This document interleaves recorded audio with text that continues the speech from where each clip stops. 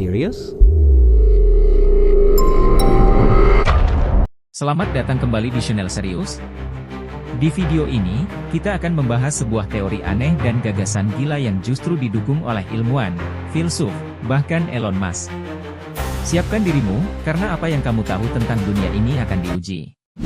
Pernah nggak kalian berpikir jika setiap langkah yang kita ambil, setiap perasaan yang kita rasakan, mungkin bukan berasal dari diri kita sendiri? Dunia ini, langit yang biru, matahari terbit, hingga gelak tawa yang terasa begitu nyata, mungkin hanyalah bagian dari sebuah program komputer canggih atau sebuah simulasi yang diciptakan oleh entitas lain. Gagasan ini, yang disebut sebagai teori simulasi.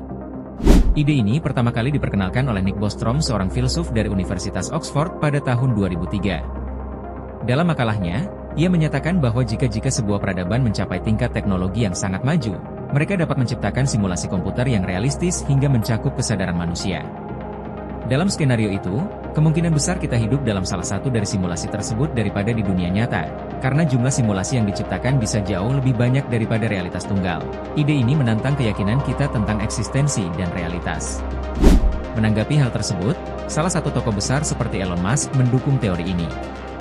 Menurutnya, perkembangan teknologi, terutama dalam bidang simulasi dan grafik komputer, mengarah pada dunia yang semakin sulit dibedakan antara virtual dan nyata.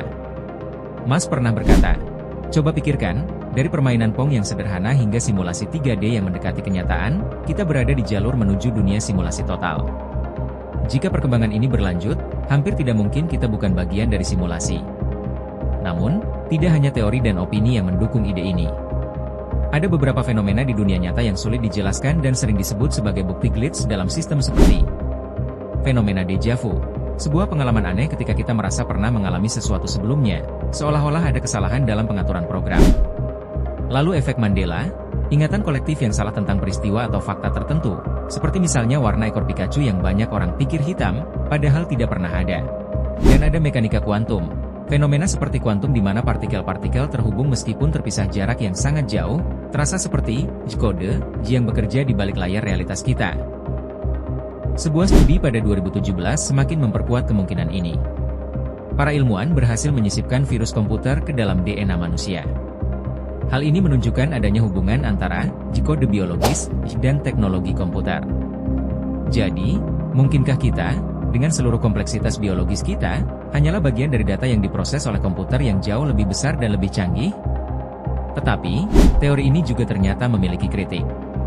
Para skeptis mengatakan bahwa simulasi semacam ini membutuhkan daya komputasi yang hampir mustahil dicapai. Selain itu, hingga kini belum ada bukti konkret bahwa realitas kita adalah simulasi. Namun, pertanyaan terbesar tetap menggantung. Jika teori ini benar, siapa yang menciptakan simulasi ini?